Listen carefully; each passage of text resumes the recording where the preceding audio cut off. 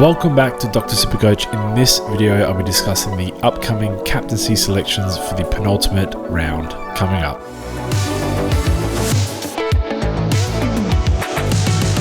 What's up guys, it's JB from Dr. Supercoach, and if this is your first appointment here, don't forget to subscribe to the channel so you don't miss any upcoming updates from us. Now today's episode is focused on the captain's selection for the penultimate round of AFL this year. We've just got the remaining round 23 and round 24 matchups. If you can hear, I'm a little bit sick again for like the 30th time this year, so I do apologise if I'm a bit nasally, but we're going to get through some captaincy options. So let's just kick right off into the Friday game. Now, I don't think I mentioned enough how sad it is that Nick Daicos is no longer going to be an option for the year with his injury. He was becoming such a good option, such a predictable option for a captaincy or vice captaincy score, and unfortunately we don't have him for the remainder of the season. So that it still pains me, and it's made, I don't think we've given it enough light that it's made our decision making a lot harder. The week just gone, if we have a look through here now, we did have some good scores. I don't think Zach Butters is overly popular as like a straight captaincy option. Royal Marshall, I feel like we're still a little bit scorned from Royal Marshall in the opening 5 rounds when he got subbed once and had a few sub-tons. I've spoken about Jordan Dawson's inconsistency before, and these other 3 options I think we always mention every week. I suppose there was a bit of a reaction to a potential Finn McGuinness Bontempelli tag, but then you look at some of these other scores. Merritt only 96. Tom Liberatore obviously got the concussion. Goulden flopped on the weekend as well. Lockie Neal sub-ton. Taranto has been in that form for a little bit. These boys are hard to straight captain. Brayshaw just the 102. Stewart flopped on the first game of the round on the Friday. Dunkley flopped again. Fat chance I'll be suggesting him. He does this every season. I want to back myself up with this, but back-to-back sub-tons. He looked alright coming back from injury, but even these 2 games here, it was a bad quarter or a bad half and then a good half. These other 2 games have just been shocking. I really want to see Dunkley. I haven't spelled that correctly, but that's okay. I want to see for the Western Bulldogs. This is getting off track. He played 22 games last year. Did he end the season well? He had one little quiet patch, but it's coming off of injuries like this. So what was he doing in this year? This could completely blow up in my face. So he started the year hot, then got injured for most of the season and pretty much failed to ton up. He failed to ton up in the regular season after that. And we always said, he came back, he played a bit of forward time, he lost his role a little bit in that Bulldog side. Having my second thoughts, I feel like he potentially just rushes himself back from injury. So this one he had a few injuries. So from round 3 he was injured, he came back with a few sub-tons, and then it looks like he misses round 15, which could have been their bye. Yeah, it would have been their bye then. And he sort of looked like he built up into the rest of the season before getting injured again. Was that the COVID year? That's 2020. That's the COVID year, so he didn't get injured again. But yeah, only the one big score after coming back from injury that year as well, missing 7 weeks in there. So, I mean, I've sort of backed myself up there, but I do feel like he just struggles when he comes back from injury, and it's looking like the same thing. A game against Collingwood and St Kilda, 2 teams who don't give up huge midfield scores. I don't think I'll be suggesting him or Lockie Neal for the remainder of the year. On that note, we're just not going to suggest anyone on this Friday. I don't think it's a VC Friday type of situation here. I think we just bypass it. A lot of people will go Dunkley. There's a chance he still goes 110, 115-ish. I mean, there's always a chance he goes 120 plus. It's Josh Dunkley after all. But in terms of safety, I don't think it's the safe option to go. Someone who is looking safe, I actually didn't see what he scored this week. I'm looking at Davies Uniacke. He, since coming back from injury, has been incredible. 125. He has put up how many? 1, 2, 3, 4, 5 out of 7 captaincy scores. He's up against Richmond this week on the MCG. I think he, if you do own LDU, is an unbelievable pick for your vice captain. I think you'll probably be taking that score as well. Taranto against North Melbourne. I think Taranto is sort of, I don't think it's his fault. He's in a team that's not travelling too well, and he's played midfield for the entire season, which I don't think he would have logged the most midfield minutes probably in his life this year. So it's not I suppose, ideal, but it's not shocking that he sort of slowed down a bit from his early season form. I mean, this patch here, like, he was looking like someone who would potentially challenge for the Brownlow medal, but since then, these last 8 weeks or so have been much below that standard that he set earlier in the season. So I think he's a hard avoid. I do like Gold Coast teams. I like focusing and targeting Gold Coast. Carlton just don't really have midfield guys who I would target.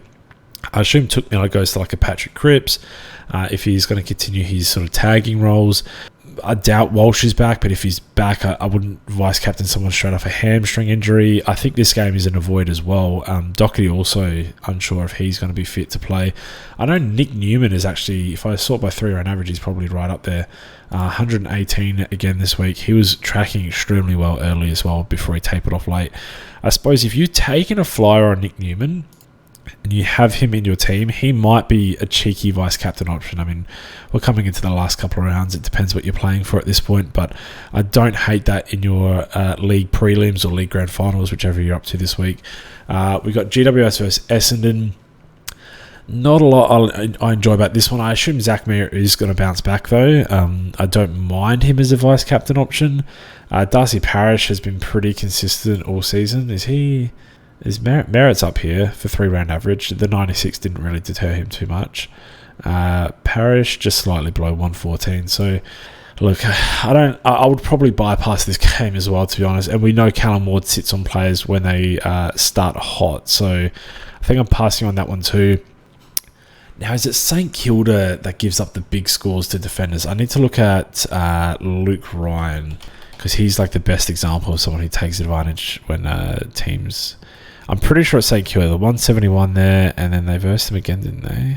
Did they only play them once? They only played them once. That's quite shocking. How do you play someone in round 1 and then never again for the rest of the year? AFL fixturing continues to baffle me. Yeah, I'm missing that. Okay, and then I think Tom Stewart, did he get injured against them? I'm really stretching my knowledge here. I'm going off the cuff. By the way, I always do these off the cuff. I don't know if I should. Maybe next year I'll put a bit more research into it. But I kind of approach it how I approach my own captaincy decisions, and that's it's a lot of vibe and a lot of attacking certain fixtures. So I assume they've played him in round 2. So I guess he was injured for that. Anyway, St Kilda give up good defender scores, or at least they have been for the majority of the season. I don't hate Stewart vice captaincy there, but I think what I'm going to be attacking is Rory Laird, or if you're so inclined, Jordan Dawson. Whichever one you do prefer, I think both of them are acceptable. I don't think either of them are like amazing value over the other. If we jump here, alright, so Laird's got a 114 3-round, Dawson's got a 106 3-round. For me, I think Dawson's a little bit more consistent, but in a game like this against Sydney, where it could be a monster, he's the one more likely to monster monsters, like to push them to a 150 odd. Whereas Laird, I think, has only done a 140 plus a few times this year, off the top of my head. So he did a 156 there, 151 there. So just and the 145. So just and 147. So 4 times this year, he has got a monster score. But Dawson just has that next level where he could hopefully, push into the forward line, kick a couple of goals, whatever it might be. Adelaide Oval, I think it's going to be a good game. I think Crows are probably going to get up on that one. I know that's probably a hot take because Sydney are looking at making a really good finals run. But Adelaide form has been really good without getting good victories. So I think they're a good chance in that one. This is not a footy tipping video, I promise. What I'm going to do is I'm pretty much going to split Dawson and Laird. I think I'm going to err to the side of Laird. With the captaincy scores that have been coming around lately, I think 115 plus safe is better than risking 90 or 140. And I know it's just the vice captain, but I'm always, all year I've said, I don't chase the high variance, even if it's with the VC. I chase the 115 plus. I just do it twice. So in this one, I think Laird is going to be my best vice captain option. And now I'm hoping, we got a good captain option. So anyone that plays for the Western Bulldogs, Tim English, Marcus Bontempelli, no Liberatore. Okay, of those 2 guys, there is going to be a huge captain score, probably 2. I assume they attempt to run with Bont for a little bit. It's not going to work. BJ Williams has been a better ruckman this year, that's not going to work. So I would be very much comfortable with a captain on either Bulldog. So I think at this point, I think it's quite obvious we're going Laird into Bont/English, whichever one you have, if you're missing one. Avoid Hawthorn completely because they're absolutely psychotic with what they do with their midfield tags. And put Adelaide Fremantle. I'll tell you what, I think I'd be surprised if Zach Butters didn't actually have a good record against them. So if you were looking for a fun little punt late in the week, if it's something for your prelim or your matchup, or maybe you're trying to push into a rank that you don't think you're likely to get into, has he not played them this year? Have we not played them this year? I don't think we've played them this year. That is insane. His last 2 games were 65s. Brilliant. Okay, well, that doesn't back me up at all. Connor Rozee, is that the guy I'm thinking of? No, he also scores very, very poorly against Fremantle. Maybe I don't know what I'm talking about. I still don't mind that matchup for a late throw at the stumps, but what I'm going to do is Laird into Bond. I don't have English. If I did have English, I would go Laird into English. Very, very simple game sometimes. That's going to do it for another captain's video. I thank you so much if you've tuned into a lot of these this year. I know in the last week or so, they've been a bit more difficult to predict. Or maybe they haven't and the players just haven't been performing as we expect. That does happen. That's captaincy. That's how things are going to go. Essentially, we're betting our best player, our best scorer on real life performances, and they don't always work out. That's what sort of happens. I do actually recall now that I didn't talk about Sicily last week. Sicily has Melbourne. It doesn't matter. The Bulldogs and the Crows are both better options than Sicily this week. I know he's in incredible form. He's going to be a pick probably next week. I'm not sure who they're versus, but probably, but not this week for me over those other options. If I did miss anyone else, please do comment down below. I always miss someone. I probably actually usually miss 2 or 3 people, but I do appreciate all your comments below and endeavor to answer as many as I can. That's going to do it for us this week. If you do want to support us, obviously check out the Patreon or the merch links down below. Thanks everyone for tuning in for another Captain's video.